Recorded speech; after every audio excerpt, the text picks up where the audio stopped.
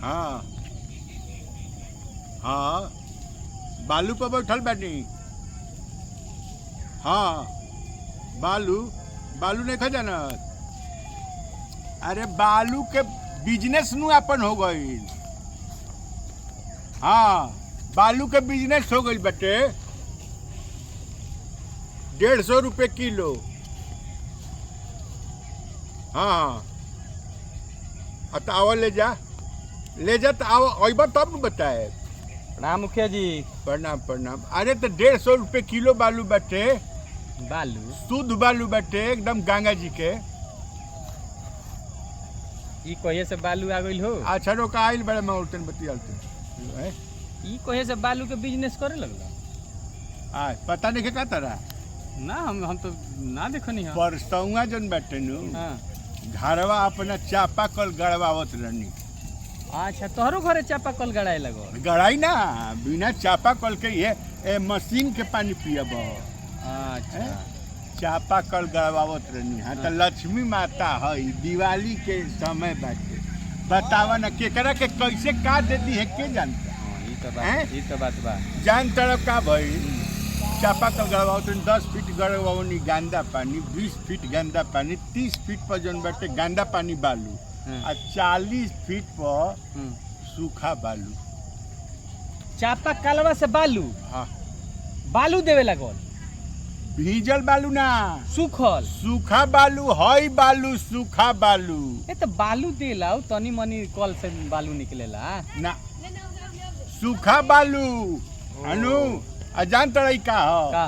फिर ओकरा बाद जोन बाटे रात के सुतनी हां तो कोनो भगवाने रहले। हां सपना में अइले। अच्छा परसौआ रात के हां हम कहनी ही भगवान जय भगवान कहले कि हेलो लक्ष्मी जी के कृपा से तुमको वरदान मिला है।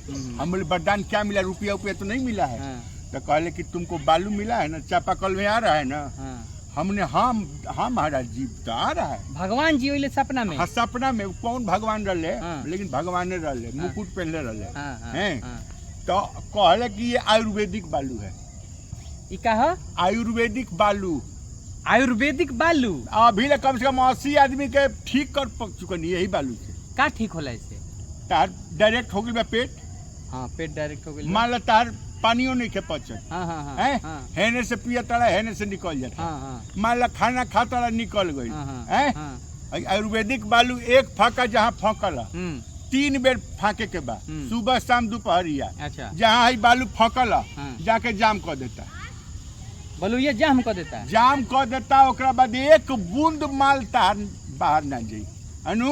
आ उहे ना 150 रुपये किलो अभी बिकाता। महंग होखे वाला लेवे के बता ले ला। बालू के 150 रुपया किलो बेचाला। बालू तो टेलर से न बेचाला फीट से बेचाला। अरे तो कोनो घर बनवावे वाला हमर दे घर बनवावे वाला नानू है। आयुर्वेदिक बालू है ई दवाई के काम होता। बुझल आयुर्वेदिक बालू है। आयुर्वेदिक बालू है। चापाकल में हमरा जय हल मार तनेनु तरह तरह के बालू वही में सीतुहो निकलता है ना। सीतू है निकलता ला सीतू है। ये मोती बन जाई बाद में हीरा मोती। सीतुआ के अंदर तो मोती होला तो ये निकलता नु जी। ई निकलता नु ई निकलता तो वो निकली। तब मान लो कहीं जाता रह जमीन पर आदमी के गोड़ के निशान लौकता तो एकरा मतलब बा कि आदमी गोइल बा इने से। तो सीतुहा निकलता तो मतलब मोती निकली। मोती में निकली यही बलुइये में होई। यही बलुइया में छनाता हमर बालू। हमरो जानते रहो छनाता। हमरो बहुत अच्छा एगो चीज मिला रहा। हम ताई रहनी वो खातिर लेकिन तू दूसरे बतावे रहो। हाँ हेलो जी सिंह साहब जी प्रणाम प्रणाम वैद्य जी यहीं। अच्छा हाँ हेमंत सिंह। हाँ जी सिंह साहब 100 किलो 2 किलो के 4 गो पैकेट बनाते नहीं। हाँ ठीक बा हम कह देते लिखवा के 4 पैकेट 2 किलो वाला बना दे बलुइया के। हाँ 4 पैकेट हेमंत बाबू के जाई। हाँ सुना ना। हाँ हमारा घरे का भइल है। हाँ केहू से कहबा ना हम गए हैं ना जी केहू से ना। कोई नल जल वाला नहीं थे। हाँ नल जल हो जन सरकार के योजना चलता। हाँ हाँ पनिया जना। हाँ हाँ हाँ अब काल कही हम ना कहब कल का भइल न को वार्ड जी बा। हाँ हाँ वार्ड हाँ वार्ड वार्ड। हाँ वार्ड से कहनी कि हमरा के अलग से एगो माने मान लो जब कॉलर रहे तो ओकरा 2 गो वोट ना मिलत रहे। हाँ हाँ हम अपना घर के 8 गो आ 6 गो छपले रही। अच्छा हाँ बाप रे बाप। बुझ जा कि हम ओकरा के वोट दहनी। हाँ हाँ तो हम कहनी कि हमरा के अलग से एगो नल जल के हाँ पाइप हमरा के दे दे। हाँ ठीक हाँ लिया के दे देलक काल फिट फाट कर देलक। अच्छा कर दे और कहलक कि एक काम करें कि एकरा के ले जाके रौरा हाँ। टंकी में डाल दे। हाँ हाँ हाँ है हाँ आ उ ठीक हो जाई। हाँ हाँ अब का भइल कि अब सवेरे जब हम उठनी असन मेहरारू कहत रही कि ये देखी राय जी ना आइले हैं तो चाय कहाँ से बनी। कहाँ से बनी? हम कहनी कि काम करो नींबू बढ़ही बा हाँ तो ना होके तो लाल चाय बना दो। लाल चाय बहुत फायदेमंद। हाँ आवते बा पानी नल जलाला पानी आवते बा हाँ हाँ तो में से पानी ले लो बना दो। हाँ हाँ उ जैसे नल जलाला पानी खोलली हो अच्छा ई गाढ़ दूध का कर रहा जो नल जलाला पानी खोलली हो नल जल जन पाइपो लगल ओमे हाँ, टंकिया में। हाँ टंकी भरल बा दूध से एकदम बकेना दूध। अब बुझ जा कि उ खोला तारी ये गारो ऊपर बकेना लिखल रहे। माने बकेन माने एकदम प्योर। अच्छा हाँ एकदम गाढ़। अच्छा हाँ हम कहनी कि भइल का हाँ। हम कहनी हाला मत करो आ राय जी के कह दो कि अब दूध ना चाहिए। ना चाहिए ना चाहिए। अब नल जलाला दूध मिल गई। हम कहने कि आखिर ई दूध आवत कहाँ से बा काहे तो सब लोग के घर में हम गईनी राहुल के सब के यहाँ क्या होता रहे? ना ना गईनी राहुल के घरे धेरे से नल जलाला खोल के देखो नहीं तो देखो नहीं पानी गिरता। हाँ पानी गिरता। हाँ हाँ पानी। ओकरा बाद हम गईनी 2-3-4 आदमी और के देखो नहीं खोल के हाँ, हाँ। सब में पानी गिरता। हाँ, हाँ। हमरे में दूध काहे गिरता खाली नल दूध जलाला। गिरता, हाँ हाँ जाके पाइप अपन देख के जात देखो तनी हाँ। कि जहाँ हमार पाइप गोड़ल बा गड़ल बा हाँ। ओही जी उनकर बकेन गोइया बान्हल।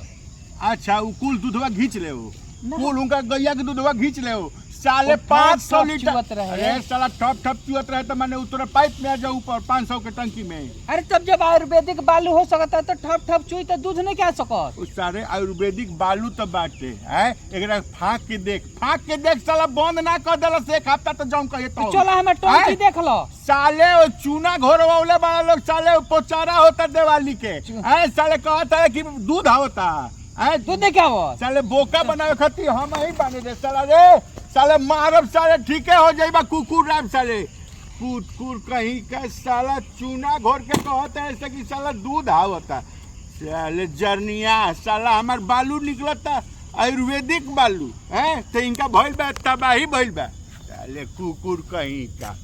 जय भगवान जय लक्ष्मी जी। हाँ हाँ ठीक बा फोन आवता कहीं से का रे। हाँ हेलो हाँ जी बाजी 1 किलो।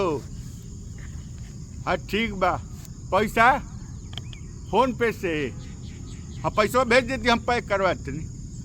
हाँ ठीक बा अब दुश्मन बहुत लाग गई बड़े सही साला एगो आई रहा अभी दुश्मन हमार।